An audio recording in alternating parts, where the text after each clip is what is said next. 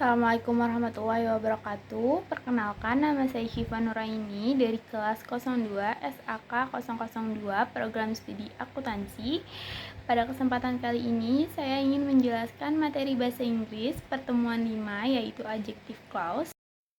Yang pertama adalah pengertian adjective clause. Adjective clause adalah klausa yang menjelaskan atau mengubah noun, kata benda, atau pronoun kata ganti pada sebuah kalimat. Jenis adjective clause ada dua macam, yaitu adjective clause yang diawali dengan relative pronoun seperti who, whom, which, or that, serta adjective clause yang diawali dengan adverb seperti when, where, dan why. Letak adjective clause biasanya disimpan pada bagian awal penulisan klausa seperti pada slide, yaitu relative pronoun or relative adverb plus subject plus verb. Selanjutnya yang kedua yaitu relative pronoun as the subject plus the verb. Selanjutnya, adjective clause digunakan untuk memberikan informasi tambahan tentang noun atau pronoun pada sebuah kalimat. Adjective clause adalah bagian penting dalam pembentukan kalimat bahasa Inggris dan sangat membantu dalam memberikan rincian tambahan tentang noun atau pronoun pada sebuah kalimat. Penggunaan adjective clause adalah opsional, sehingga tidak semua kalimat akan memiliki klausa di dalamnya. Kita bisa membuat kalimat yang lebih berbobot dan jelas karena klausa ini mengandung informasi lengkap tentang kata benda dalam kalimat. Selanjutnya adalah fungsi adjective clause. Yang pertama di sini yaitu berisi informasi. Dengan adanya adjective clause di dalam kalimat, maka informasi yang ada di dalam kalimat itu pun lebih berbobot. Kita bisa menangkap informasi tambahannya sehingga terbayang tentang kondisi kata bendanya. Selanjutnya yang kedua yaitu sebagai pengubahan. Adanya klausa adjektif di dalam sebuah kalimat bisa menjadi pengubahan kalimat itu sendiri. Kata benda yang awalnya bersifat general berubah menjadi lebih spesifik. Biasanya klausa ini mengubah makna subjek di dalamnya. Selanjutnya yang ketiga yaitu meningkatkan pemahaman. Fungsi utama klausa adjective clause adalah memberikan pemahaman yang lebih detail kepada pembaca dan pendengar. Mereka bisa mendapatkan informasi yang lebih spesifik dengan subjek kalimat itu sendiri.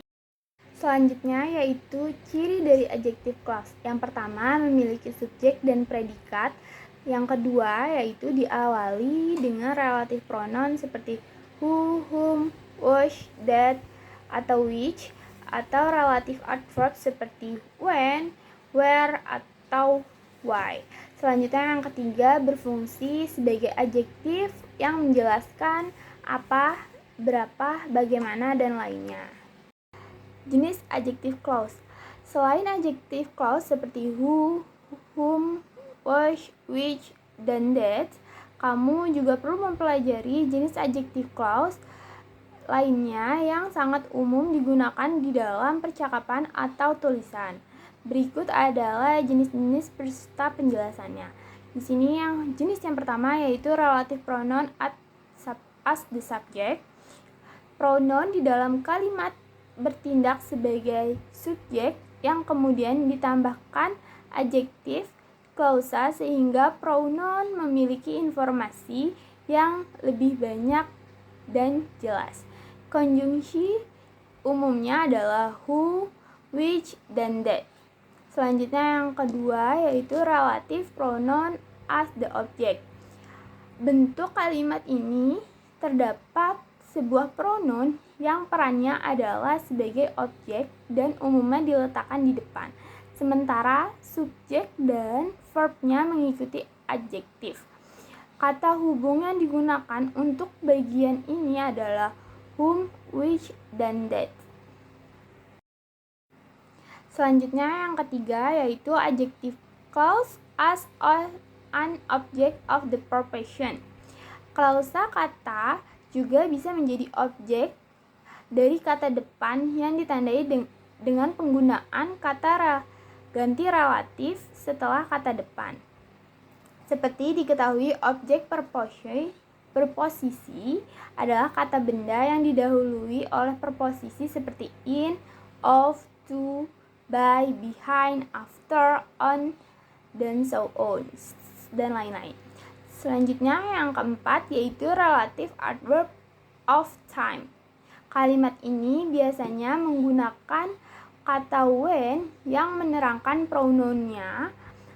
Penjelasannya di dalam kalimat digunakan untuk menerangkan waktu seperti tahun, hari, bulan, dan sebagainya. Selanjutnya yang kelima, relative adverb of the place. Di kalimat ini kamu bisa menemukan kata hubung where yang akan menunjukkan tempat terjadinya sebuah kejadian. Selanjutnya yaitu adjective clausa in the TOEFL test. Dalam kalimat majemuk terdapat klausa terkait dalam klausa bebas. Subjek pada klausa independen dari klausa kalimat jamak selain berupa kata benda seperti pada klausa kalimat 1. Sementara itu, subjek pada klausa dependen dari beberapa klausa kalimat, khususnya pada tes TOEFL, ditandai dengan kata ganti seperti who, that, dan which. Selanjutnya yaitu contoh adjective clause. Di sini yang pertama ada the book that I read yesterday was very interesting, yang memiliki arti buku yang saya baca kemarin sangat menarik. Klausa di sini adalah that I read yesterday adalah adjective klausa yang menjelaskan the book yang dibaca kemarin.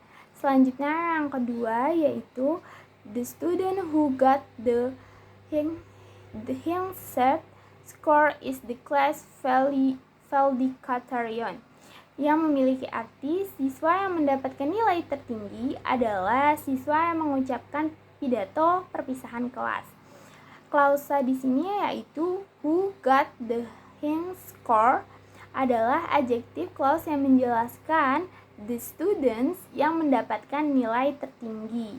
Selanjutnya yang ketiga, the city where I was born is very beautiful, yang memiliki arti kota tempat saya dilahirkan sangat indah. Klausa di sini adalah where I was born adalah adjektif yang menjelaskan kota, yaitu the city, tempat saya dilahirkan. Selanjutnya yang keempat yaitu the reason why he was later is that the had a flat train. Alasan dia terlambat adalah karena bannya kempes. Klausa di sini adalah why he was late, adalah adjektif klausa yang menjelaskan alasan the reason mengapa dia terlambat. Selanjutnya yang kelima yaitu the person who I met yesterday is the neighbor, yang memiliki arti orang yang saya temui kemarin adalah tetangga saya. Klausa di sini yaitu whom I met yesterday adalah adjektif klausa yang menjelaskan orang atau the person yang saya temui kemarin. Sekian penjelasan materi adjective clause dari saya. Kurang lebihnya mohon maaf. Wassalamualaikum warahmatullahi wabarakatuh.